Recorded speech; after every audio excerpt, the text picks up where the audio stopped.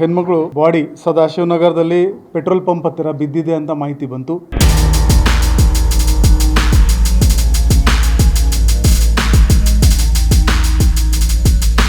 ವರ್ಷರ ಅಂತಲೇ ರೊಕ್ಕ ಬೇಕಾಯ್ತು, ಒಂದು ಸ್ವಲ್ಪ ಅರ್ಜೆಂಟ್ ಕೆಲಸ ಐತನಂತಲೇ ಕೊಟ್ಟಿದ್ದೂರು ನಾವು.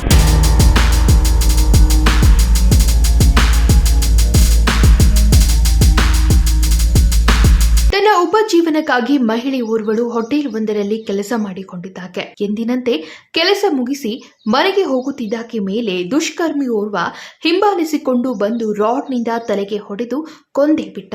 ನಡು ರಸ್ತೆಯಲ್ಲೇ ಮಧ್ಯರಾತ್ರಿ ಮಹಿಳೆಯ ಕೊರೆಯಿಂದ ಜನ ಬೆಚ್ಚಿ ಬಿದ್ದಿದ್ರು. ಘಟನೆ ನಡೆದ 5 ಗಂಟೆಯಲ್ಲಿ ಆರೋಪಿಯನ್ನ ಬಂಧಿಸುವಲ್ಲಿ ಎಪಿಎಂಸಿ ಪೊಲೀಸರು ಯಶಸ್ವಿಯಾಗಿದ್ದಾರೆ.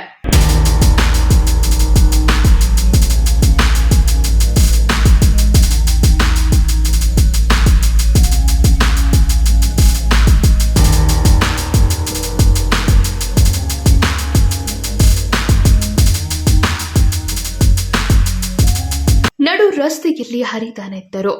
ಸ್ಥಳದಲ್ಲೇ ಬಿದ್ದಿರುವ ರಾಡ್, ಆಂಬ್ಯುಲೆನ್ಸ್ನಲ್ಲಿ ಮಹಿಳೆ ಶವ ಹಾಕಿ ಕಗ್ಗತ್ತಲಲ್ಲಿ ಶೋಧ ಕಾರ್ಯ ನಡೆಸುತ್ತಿರುವ ಪೊಲೀಸರು, ಮನೆಯವರನ್ನ ಕಳೆದುಕೊಂಡ ಕುಟುಂಬಸ್ಥರ ಆಕ್ರಂದನ.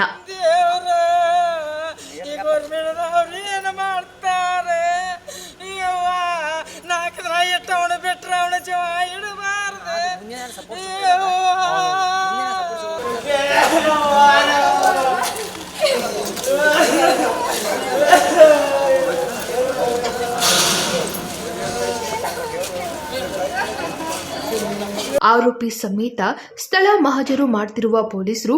ಅಷ್ಟಕ್ಕೂ ಈ ಎಲ್ಲ ಘಟನೆ ನಡೆದಿದ್ದು ಬೆಳಗಾವಿಯ ಸದಾಶಿವನಗರದಲ್ಲಿ. ಹೌದು, ಮೊನ್ನೆ ರಾತ್ರಿ 11 ಗಂಟೆವರೆಗೂ ಆಂಧ್ರ ಮೆಸ್ನಲ್ಲಿ ಕೆಲಸ ಮಾಡಿದ ಮಹಿಳೆ ಮಹಾದೇವಿ ಕಾರೇನವರ್ 42 ವರ್ಷದ ಈಕೆ ಬರ್ಬರವಾಗಿ ಹತ್ಯೆಯಾಗಿದ್ಲು. ಸದಾಶಿವನಗರದ ನಿವಾಸಿಯಾಗಿರುವ ಈಕೆ ತನ್ನ ಮನೆಯಿಂದ 1 ಕಿಲೋಮೀಟರ್ ದೂರದಲ್ಲಿರುವ ಹೋಟೆಲ್ನಲ್ಲಿ ಅಡುಗೆ ಸಹಾಯಕಿಯಾಗಿ ಕೆಲಸ ಮಾಡ್ತಿದ್ಲು. ಹೀಗೆ ಕೆಲಸ ಮುಗಿಸಿ ಮನೆಗೆ ಹೋಗುತ್ತಿದ್ದಾಕೆಯನ್ನ ಹಿಂಬಾಲಿಸಿಕೊಂಡು ಬಂದವನೇ ಹಿಂದಿನಿಂದ ತಲೆಭಾಗಕ್ಕೆ ರಾಡ್ನಿಂದ ಹೊಡೆದು ಕೊಂದು ಅಲ್ಲಿಂದ ಎಸ್ಕೇಪ್ ಆಗಿದ್ದ. ವಿಷಯ ತಿಳಿಯುತ್ತಿದ್ದಂತೆ ಸ್ಥಳಕ್ಕೆ ಭೇಟಿ ನೀಡಿದ ಎಪಿಎಂಸಿ ಠಾಣೆ ಪೊಲೀಸರು ಪರಿಶೀಲನೆ ನಡೆಸಿ ಪೊಲೀಸ್ ಕಮಿಷನರ್ ಅವರ ಗಮನಕ್ಕೆ ತಂದಿದ್ರು.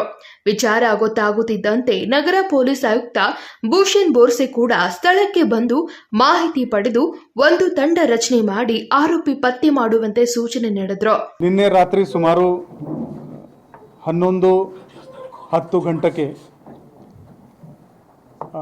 ನಮ್ಮ ಪೊಲೀಸರಿಗೆ ಒಂದು ಹೆಣ್ಮಗಳು ಬಾಡಿ ಸದಾಶಿವನಗರದಲ್ಲಿ ಪೆಟ್ರೋಲ್ ಪಂಪ್ ಹತ್ತಿರ ಬಿದ್ದಿದೆ ಅಂತ ಮಾಹಿತಿ ಬಂತು. ತಕ್ಷಣವೇ ನಮ್ಮ ಅಧಿಕಾರಿ ಅಲ್ಲಿ ರೀಚ್ ಆಗಿದ್ದಾರೆ. ನೋಡಿದ್ದಾಗ ಒಂದು ಮಹಿಳೆಯರ ಮೇಲೆ ಕಬ್ಬಿನ ರಾಡಿಂದ ಅಸಾಲ್ಟ್ ಆಗಿತ್ತು. ಅವರು ಕಂಟ್ರೋಲ್ ರೂಮ್ಗೆ ತಿಳಿಸಿದ್ದಾರೆ. ತಕ್ಷಣವೇ ಸ್ಪಾಟ್ಗೆ ನಮ್ಮ inspector APMC Usman Auti, ACP Santosh Satyanayak, ನಮ್ಮ DCP law and order Narayan Barmani ಇವರು ಸೀನ್ ಆಫ್ ಕ್ರೈಮ್ಗೆ ರೀಚ್ ಆಗಿದ್ದರು. ಇವರು ಅಲ್ಲಿ ಆ ಸ್ಪಾಟ್ಗೆ ಮೃತದೇಹ ನೋಡಿದ ತಕ್ಷಣ ನಮ್ಮ ಆಫೀಸರ್ಸ್, ಸೀನ್ ಆಫ್ ಕ್ರೈಮ್ ಆಫೀಸರ್ಸ್ದು ತಂಡ ಇದೆ, ಅವರಿಗೆ ಕರೆ ಮಾಡಿದರು. ಫಿಂಗರ್ ಪ್ರಿಂಟ್ ತಂಡಕ್ಕೆ ಕರೆ ಮಾಡಿದರು ಮತ್ತು ಡಾಗ್ ಸ್ಕ್ವಾಡ್ಗೆ ಕೂಡ ಕರೆ ಮಾಡಿದರು. ಅಲ್ಲಿ ಸಿಕ್ಕಿದ ಎವಿಡೆನ್ಸ್ ಪಿಕಪ್ ಮಾಡಿದ ಮೇಲೆ ಹ್ಯೂಮನ್ ಇಂಟೆಲಿಜೆನ್ಸ್ ಮತ್ತು ಟೆಕ್ನಿಕಲ್ ಇಂಟೆಲಿಜೆನ್ಸ್ ಆಧಾರದ ಮೇಲೆ 5 ಗಂಟೆ ಒಳಗಡೆ ಈ ಪ್ರಕರಣದವರು ಪತ್ತೆ ಮಾಡಿದ್ದಾರೆ. ಈ ವಿಕ್ಟಿಮ್ ಮೃತರು ಶ್ರೀಮತಿ ಮಹಾದೇವಿ ಬಾಗಪ್ಪ ಕರಿಯನ್ನಾವರ್. ಈ ಲೇಡಿ 42 ವರ್ಷದ ಮಹಿಳೆ ಇದ್ದಾರೆ. ಇವರು ಸದಾಶಿವನಗರದ ವಾಸಿ ಮತ್ತು ಈ ಪ್ರಕರಣದ ಆರೋಪಿ ಸಂತೋಷ್ ಜಾಧವ್ 38 ವರ್ಷ. ಇವನು ಶ್ರೀನಗರದು ವಾಸಿ ಇದ್ದಾನೆ. ಇವರ ಮಧ್ಯದಲ್ಲಿ ಮುಂಚೆಯಿಂದ ಪರಿಚಯ ಇತ್ತು. ಇವನು ಆಟೋ ಡ್ರೈವರ್ ಇದ್ದಾನೆ. ಪರಿಚಯ ಆದಮೇಲೆ ಇವರು 10,000 ರೂಪಾಯಿ ಈ ಶ್ರೀಮತಿ ಮಹಾದೇವಿಯವರಿಗೆ ಕೊಟ್ಟಿದ್ದವನು. ಆದರೆ ಅದು ಕೊಡೋಕ್ಕೆ ಬಹುಶಃ ಇವರಿಂದ ಲೇಟ್ ಆಗಿದೆ, ಏನೋ ಆಗಿದೆ. ಆ ವಿಚಾರದಲ್ಲಿ ಜಗಳ ಆಯಿತು. ಆ ಜಗಳ ಅವನು ತಲೆ ಮೇಲೆ ಕಬ್ಬಿಣದ ರಾಡಿಂದ ಹಿಟ್ ಮಾಡಿಕೊಂಡು ಅವರಿಗೆ ಸಾಯಿಸಿದ್ದಾನೆ. ನಮ್ಮ DCP ಲಾ ಆ್ಯಂಡ್ ಆರ್ಡರ್ ನೇತೃತ್ವದಲ್ಲಿ ಈ ತಂಡ ತುಂಬ ಒಳ್ಳೆ ಕೆಲಸ ಮಾಡಿದರೆ 5 ಗಂಟೆ ಒಳಗಡೆ ಈ ಆರೋಪಿ ನಮಗೆ ಸಿಕ್ಕಿದ್ದಾನೆ. ಇದರಲ್ಲಿ ಟೆಕ್ನಿಕಲ್ ಡಿಜಿಟಲ್ ಎವಿಡೆನ್ಸ್ ಮತ್ತು ಬಯೋಲಾಜಿಕಲ್ ಎವಿಡೆನ್ಸ್ ಬಳಸ್ಕೊಂಡು ಖಂಡಿತವಾಗಿ ಇದು ಈ ಪ್ರಕರಣದಲ್ಲಿ ಒಳ್ಳೆ ತನಿಖೆ ಆಗಿದೆ, ನಮಗೆ ಕನ್ವಿಕ್ಷನ್ ಸಿಗ್ಬೋದು ಅಂತ ನಮಗೆ ವಿಶ್ವಾಸ ಇದೆ. ಇದರಲ್ಲಿ ನಮ್ಮ ಅಧಿಕಾರಿಗಳು PSI SR ಮುತ್ತತ್ತಿ, ಹೊನ್ನಪ್ಪ ತಲ್ವಾರ್ ಮತ್ತು ಹುಸೇನ್ ಕಿರೂರ್ ಇದರಲ್ಲಿ ಶ್ರಮ ಪಟ್ಟಿದ್ದಾರೆ. ASI BM ನರ್ಗುಂದ್ ಮತ್ತು ನಮ್ಮ ಸಿಬ್ಬಂದಿಗಳು VD ಬಾಬನಾಗರ್, ಗೋವಿಂದ್ ಪೂಜಾರಿ, ನಾಮದೇವ್ ಲಾಮಾನಿ, ಮಾರುತಿ ಕುರೇರ್, ಗೋವಿಂದ್ ಲಾಮಾನಿ, ಫಾರೂಕ್ ಮಯೂರ್, ಕಾರ್ತಿಕ್ GM ಮತ್ತು ನಮ್ಮ ಟೆಕ್ನಿಕಲ್ ಟೀಮ್ ರಮೇಶ್ ಅಕ್ಕಿ, ಮಹಾದೇವ್ ಖಾಶಿದ್, ವಿಶ್ವನಾಥ್ ಮಠಪತಿ ಮತ್ತು ಬಾಹುಬಲಿ ಅನ್ಗಲಿ ಈ ಸಿಬ್ಬಂದಿಗಳು ಕೂಡ ಈ ತನಿಖೆ ಬೇಗನೆ ಮಾಡುವುದರಲ್ಲಿ ನಮಗೆ ತುಂಬ ಸಹಾಯ ಮಾಡಿದ್ದಾರೆ. ಎಲ್ಲರಿಗೆ ನಾನು ಒಂದು ಕ್ಯಾಶ್ ರಿವಾರ್ಡ್ ನಮ್ಮ ಇಲಾಖೆ ವತಿಯಿಂದ ಕೊಡ್ತಾ ಇದ್ದೇನೆ. ಆಕೆಯ ಮೊಬೈಲ್ ಕೂಡ ಸ್ಥಳದಲ್ಲೇ ಬಿದ್ದಿದ್ದನ್ನ ಗಮನಿಸಿದ ಪೊಲೀಸರು ಅದರಿಂದ ನಂಬರ್ ಪಡೆದು ಆಕೆಯ ಕುಟುಂಬಸ್ಥರನ್ನ ರಾತ್ರಿಯೇ ಸಂಪರ್ಕ ಮಾಡಿದ್ರು. ಅವರಿಗೆ ಕೊಲೆ ಕೇಸ್ ದಾಖಲಿಸಿಕೊಂಡು ತನಿಖೆ ಶುರು ಮಾಡಿದ ಪೊಲೀಸರು ಘಟನೆ ನಡೆದ 5 ಗಂಟೆಯಲ್ಲಿ ಆರೋಪಿಯನ್ನ ಬಂಧಿಸುವಲ್ಲಿ ಯಶಸ್ವಿಯಾಗಿದ್ದಾರೆ. ಅಷ್ಟಕ್ಕೂ ಆತ ಆಟೋ ಡ್ರೈವರ್ ಸಾಗರ್ ಜಾಧವ್ ಅಂತ ಬೆಳಗಾವಿ ನಗರದ ನಿವಾಸಿಯಾಗಿರುವ ಈತ ಮೊನ್ನೆ ಮಹಾದೇವಿಯನ್ನ ಹಿಂಬಾಲಿಸಿಕೊಂಡು ಬರುವ ದೃಶ್ಯ ಅಂಗಡಿಯೊಂದರ CCTVಯಲ್ಲಿ ಸೆರೆಯಾಗಿತ್ತು. ಇದರ ಆಧಾರದ ಮೇಲೆ ಆತ ಯಾರು ಅಂತ ಪತ್ತೆ ಹಚ್ಚಿ ಬೆಳಗಾಗುವಷ್ಟರಲ್ಲಿ ಆತನನ್ನ ಹಿಡಿದುಕೊಂಡು ಬರುವುದರಲ್ಲಿ ಯಶಸ್ವಿಯಾಗಿದ್ದಾರೆ. 3 ವರ್ಷದ ಹಿಂದೆ ಮಹಾದೇವಿಗೆ ಪರಿಚಯ ಆಗಿದ್ದ ಈ ಸಾಗರ್ ಒಳ್ಳೆಯ ಸಂಬಂಧ ಹೊಂದಿದ್ದ. ಆತನಿಗೆ ಕಷ್ಟ ಅಂತ ಬಂದಾಗ 30,000 ಸಾಲ ಕೂಡ ಮಹಾದೇವಿ ಕೊಟ್ಟಿದ್ಲು. ಕೆಲ ದಿನದ ಹಿಂದೆ ಅದನ್ನ ವಾಪಸ್ ಕೇಳಿದ್ದಕ್ಕೆ ಸಾಗರ್ ಮನೆಯವರು ತನ್ನ ಗಂಡನ ಜೊತೆಗೆ ಮಹಾದೇವಿ ಸಂಬಂಧ ಇಟ್ಟುಕೊಂಡಿದ್ದಾಳೆ ಅಂದುಕೊಂಡು ದೊಡ್ಡ ರಾದಂತ ನಡೆದಿತ್ತು. ಇದೇ ವಿಚಾರಕ್ಕೆ ಬಾಂಡ್ ಕೂಡ ಮಾಡಿ ಇಬ್ಬರು ಮಾತನಾಡದಂತೆ ಭೇಟಿಯಾಗದಂತೆ ಬರೆದುಕೊಟ್ಟಿದ್ರು. ಆದ್ರೆ ಕಳೆದ ರವಿವಾರ ಕೊಟ್ಟ ಹಣ ವಾಪಸ್ ಕೊಡುವಂತೆ ಮಹಾದೇವಿ ಹಾಗೂ ಮಗ ಮನು ಸೇರಿಕೊಂಡು ಕರೆ ಮಾಡಿ ಹೇಳಿದ್ದಾರೆ.